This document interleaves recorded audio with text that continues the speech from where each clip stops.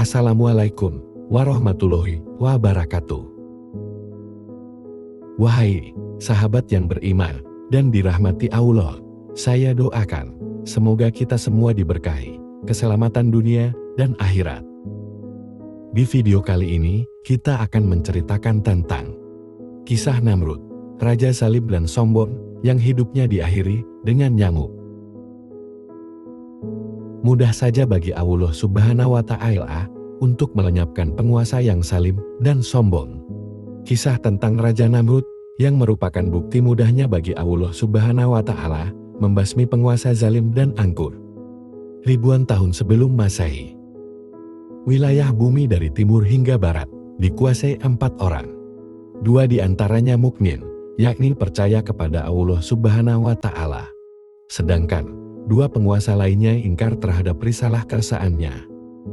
2 pemimpin mukmin adalah Sulaiman bin Daud dan Zulkarnain.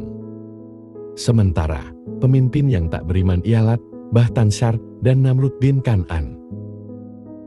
Nama pemimpin non-mukmin yang terakhir dikenal diktator, otoriter dan zalim.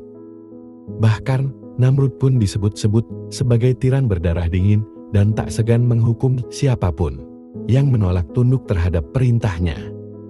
Ia adalah sosok yang ingin dipuja, hingga ia memproklamasikan diri menjadi Tuhan yang wajib disembah rakyatnya. Suatu saat, Nabi Ibrahim alaihissalam datang untuk menghadiri jamuan makan yang digelar Namrud. Para tamu undangan memilih berbagai menu yang terjamu di meja makan.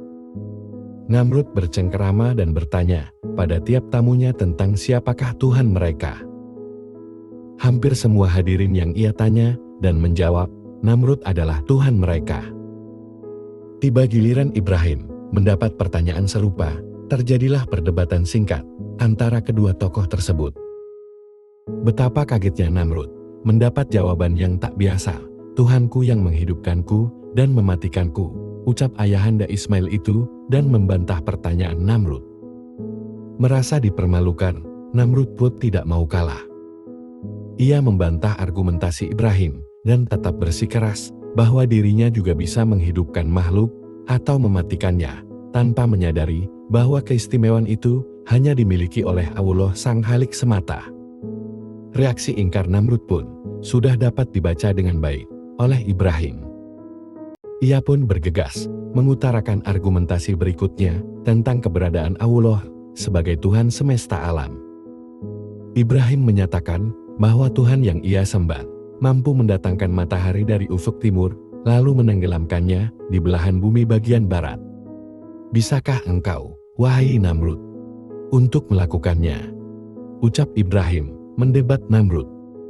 Kisah ini terekam jelas dalam surah Al-Baqarah ayat 258. Apakah kamu tidak memperhatikan orang yang mendebat dengan Ibrahim tentang Tuhannya Allah? Karena Allah telah memberikan kepada orang itu pemerintahan atau kekuasaan. Ketika Ibrahim mengatakan, Tuhanku ialah yang menghidupkan dan mematikan, orang itu berkata, saya dapat menghidupkan dan mematikan juga. Ibrahim berkata, sesungguhnya Allah menerbitkan matahari dari timur maka terbitkanlah dia dari barat. Lalu terdiamlah orang kafir itu dan Allah Subhanahu wa Ta'ala tidak memberi petunjuk kepada orang-orang yang zalim. Sang diktator pun tak bisa berkutik dan kehabisan akal untuk kembali menyanggah pernyataan Ibrahim. Ia terdiam 1000 bahasa, merasa kalah, ia lantas memerintahkan untuk mengambil makanan yang telah diambil Ibrahim.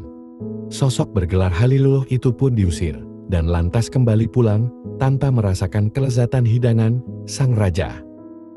Ibrahim pulang ke rumah dengan tangan hampa. Di tengah perjalanan, ia pun mengambil sekantong pasir lembut dan berdoa agar Allah memberikan rezeki kepada keluarganya. Sesampainya di rumah, Ibrahim beristirahat. Perbekalan yang ia bawa, termasuk pasir dalam kantongnya, ia taruh di sampingnya begitu saja. Sewaktu tidur itulah, istrinya membuka perbekalannya dan ia mendapati ragam menu makanan yang nikmat. Ketika Ibrahim bangun, istrinya bertanya kepada suaminya, dari manakah mendapat makanan yang lezat begitu banyaknya? Ibrahim sadar bahwa Allah telah memberikan rezeki kepada seluruh keluarganya. Kisah Namrud tak terhenti pada kegelisahannya. Allah mengutus seorang malaikat untuk menemui Namrud dan mengajaknya beriman. Sekali, dua kali, ajakan tersebut ditolak Namrud. "Memangnya ada Tuhan selain aku?" kata Namrud sesumbar. Yang ketiga kalinya, ajakan malaikat itu pun mendapat respon yang tak sedap. Akhirnya, malaikat meminta agar Namrud mengumpulkan sejumlah warganya di pelataran istana. Permintaan itu pun dikabulkan Namrud. Pada hari yang telah ditentukan, Tuhan mengirimkan ribuan nyamuk atau sejenis serangga ganas menyerang mereka yang telah berkumpul di sana. Serangga itu memakan habis mereka dan hanya menyisakan tulang belulang. Si malaikat masih berdiri tegak, tak tersentuh oleh serangan mematikan serangga-serangga itu. Namrud mencoba meloloskan diri dan sembunyi di ruang khususnya. Serangga-serangga itu mengejarnya.